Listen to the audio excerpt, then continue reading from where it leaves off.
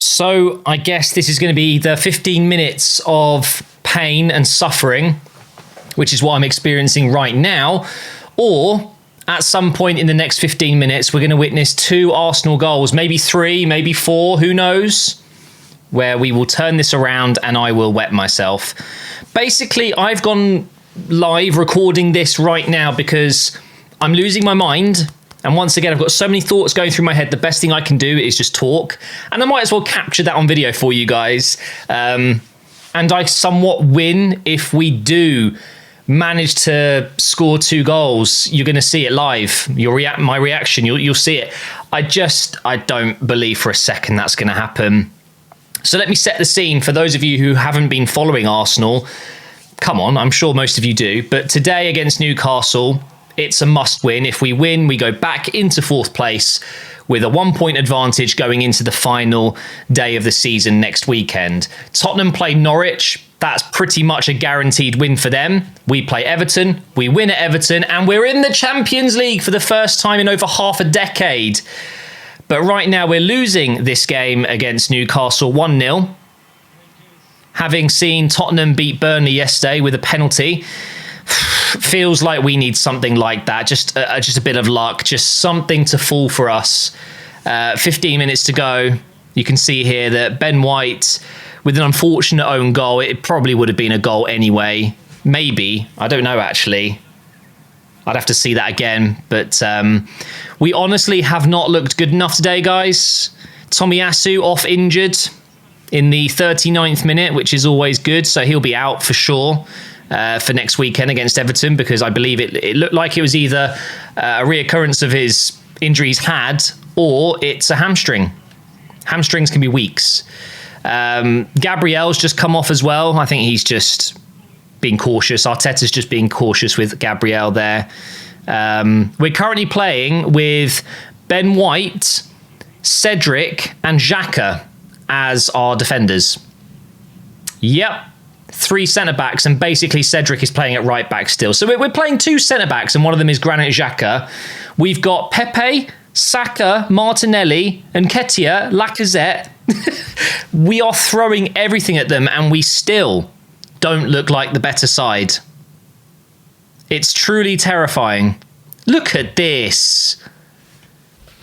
0.19 expected goals. I don't even know what to say, guys. This is our biggest game of the season. I mean, I know I said that against Tottenham, but it's true. These games get bigger and bigger every week. Newcastle are in here. Oh my God, they almost scored again. But it looks like Arsenal already have the top 4 wrapped up, which we should have, by the way. And we don't. we absolutely don't. Points on the table is better than games in hand. I've said it so many times in these Operation Arsenal episodes. You know, at many points throughout the season, we've been ahead of Tottenham. We'll use Tottenham as the example because they have been the closest rival to us for months now. We've been ahead. They've had games in hand. We've had more points. And then it's swapped. Tottenham have been ahead and we've had games in hand, and it always feels like it comes back to bite you. If you are the team with points on the board, it is overall better than having games in hand, because even if the team below you that has the games in hand can overtake you with wins, it's just no guarantee they're going to win. I'd rather have points on the board. If we beat Tottenham, this wouldn't have been an issue. We have literally bottled the top 4 against Tottenham. And of course, then going into this game against Newcastle. But the thing is, 78 minutes in, there is still time for us to nick a goal. And I'm telling you, if we get 1 goal in the next few minutes, we will get a second. So again, that's why I've pushed the record button. I want you guys to witness this with me, and we can just talk about some of the performances today. We are so far in their half, it is unbelievable. I think this is it. Newcastle are through 2-on-1. Oh my God, they might have blown it. Oh, they blew it. Ramsdale saves it. That is a huge moment here. If that goes in, it's over for sure, but we live to tell the tale. I don't know how Murphy hasn't scored here. He's given it to Fraser. Fraser's given it back. Oh, that is truly shocking. Absolutely shocking from Newcastle. Let's talk about Newcastle, because everyone's going to be talking about how Arsenal have bottled the top four and how we're not ready for the Champions League, which may be true. Newcastle have been superb today, and they have been since Howe took over. Eddie Howe, what a manager.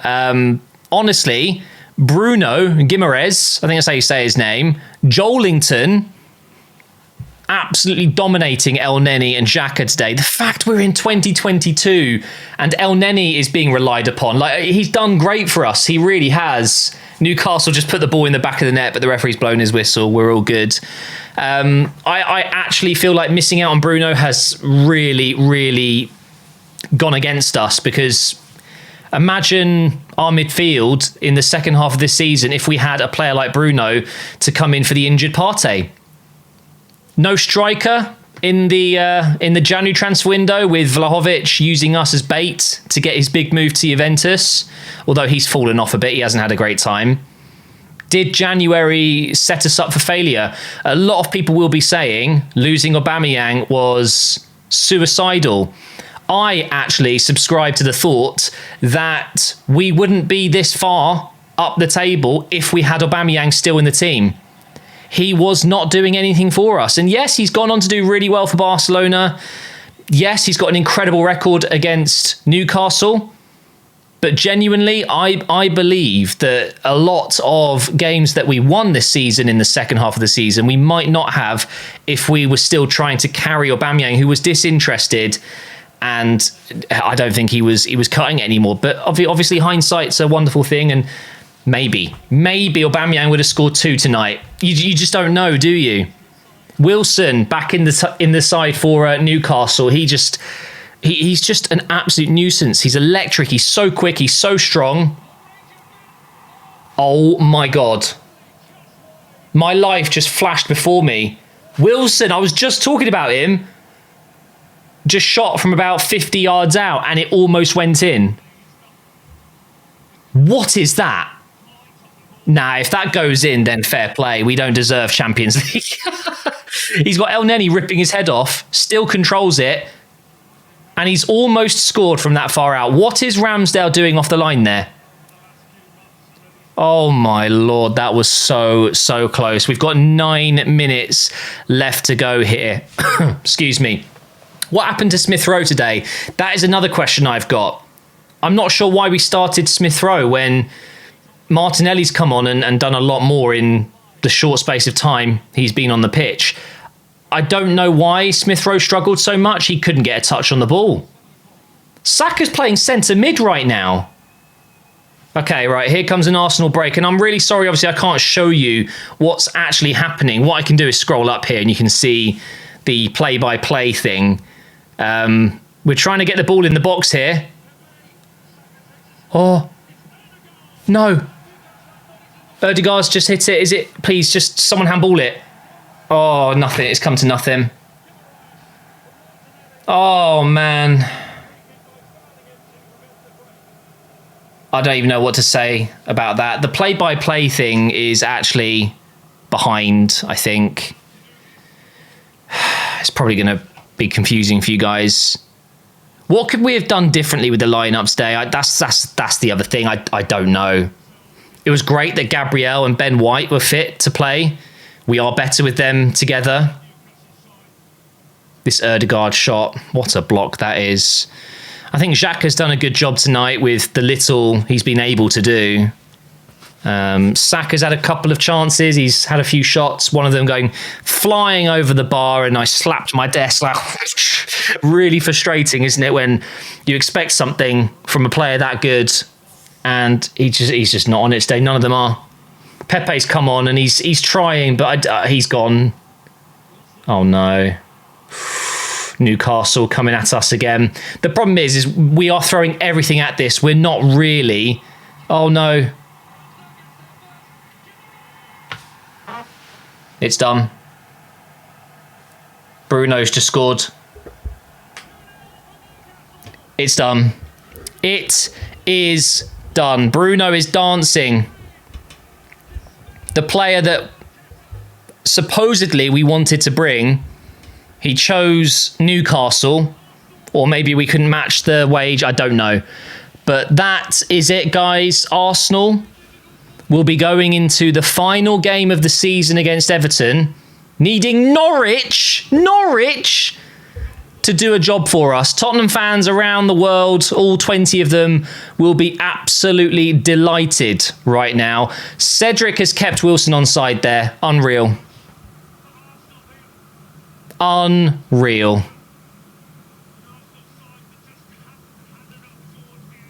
I can't believe it, guys. I really can't believe it. This, unfortunately, does mean Europa League football next season.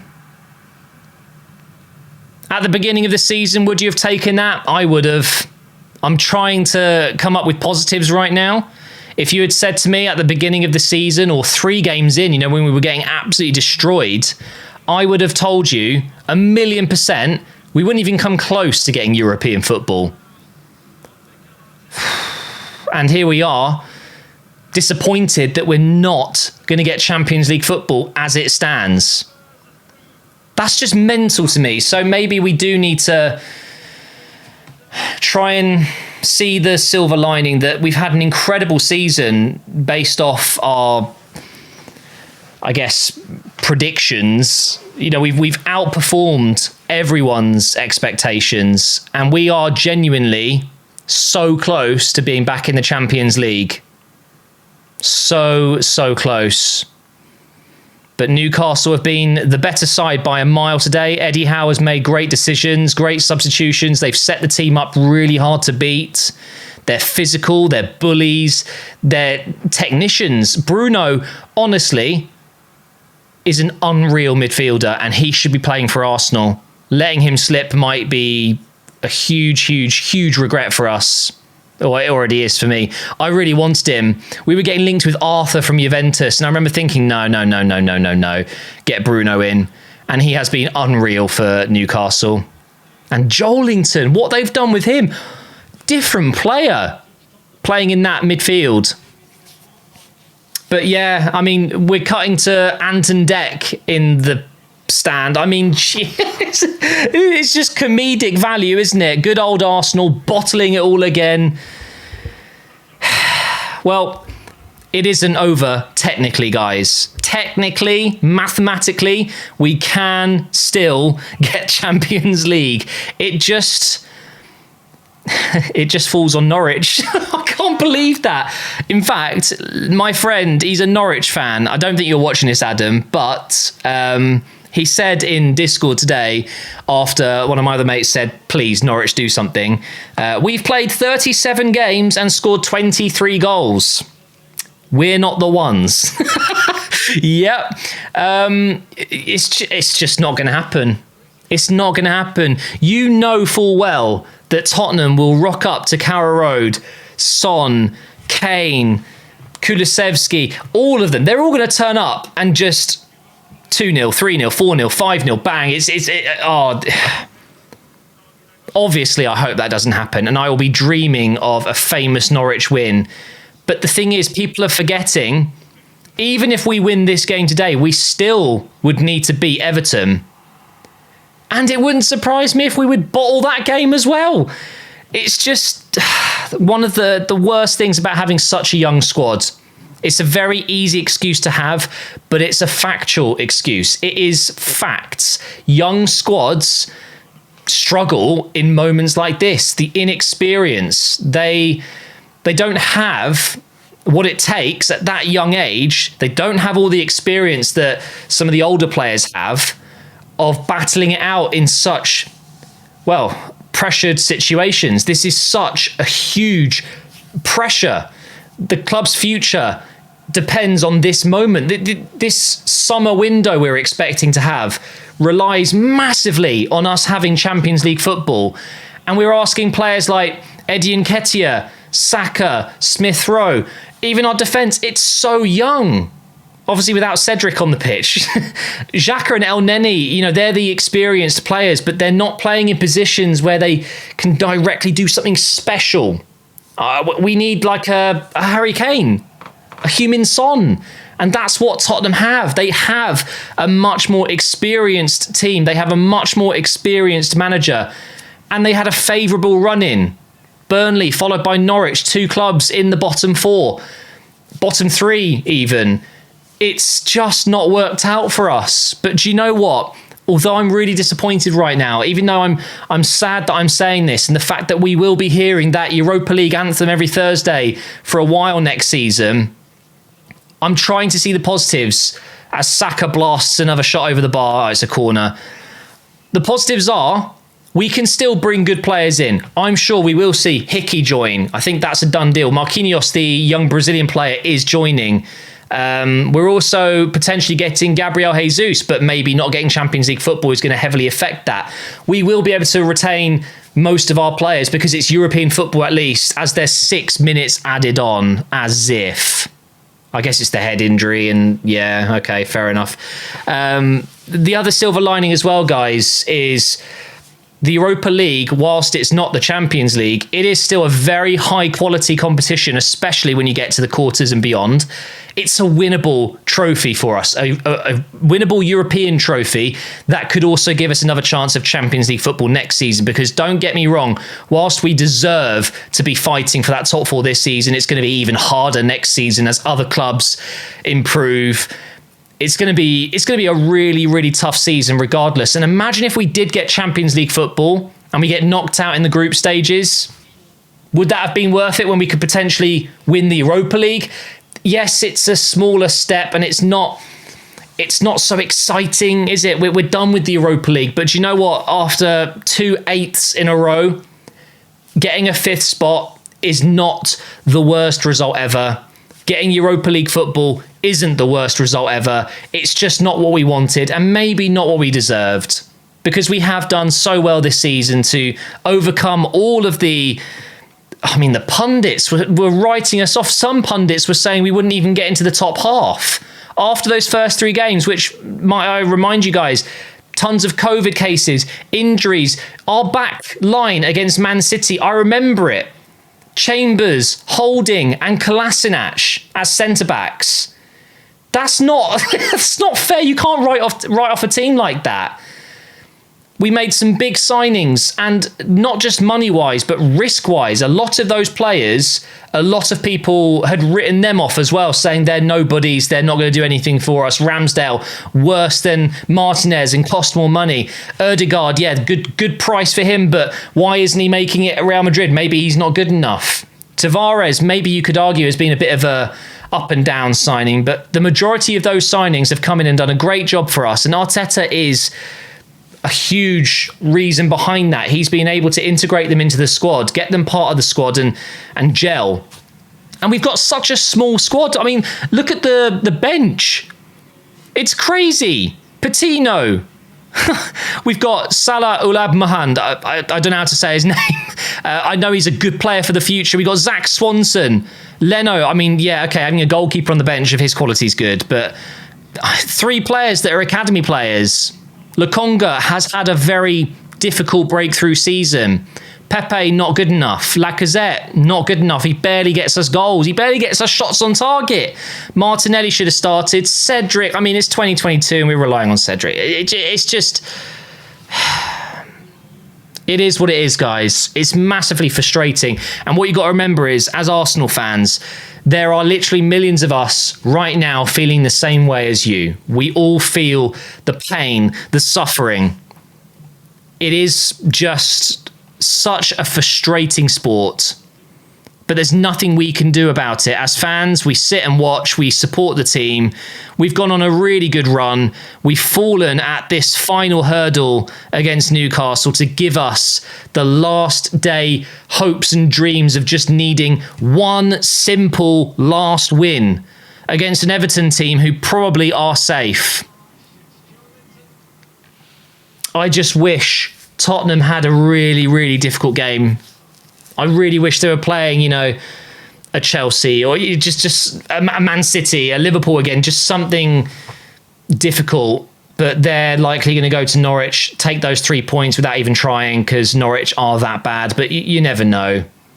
I'll be a Norwich fan. I tell you what, If Norwich win that game and Arsenal beat Everton and we get Champions League football, genuinely, I will buy a Norwich shirt and I will wear it in one of my Arsenal videos next season. I'm not joking. I'll buy all of their kits.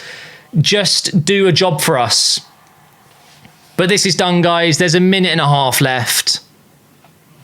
It is 100% game over. Newcastle have beaten us for the first time in, 7 attempts or something? We've won the last 6 games and they haven't even scored.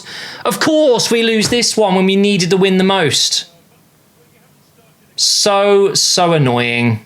Callum Wilson gets man of the match. He's been superb. I would have actually given it to Bruno, though, to be honest. But he has been fantastic.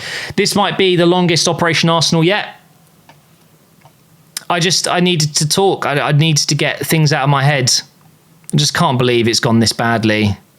11 shots, 0 big chances. Look at the possession. It's a lot better than it was, but it's just meaningless. It's just all sideways. Oh, Newcastle in again. What a save. What a save from Ramsdale. Who's got our man of the match then? Who's been our best player? Ødegaard. Yeah, okay. Right, guys, I'm done. There's no point watching to the end of this. If there's another goal, I'll put it in the title. But 2-0, Newcastle have beaten Arsenal on the day we absolutely needed to win. And being an Arsenal fan is so painful. It really is. Play the Europa League anthem then, go on.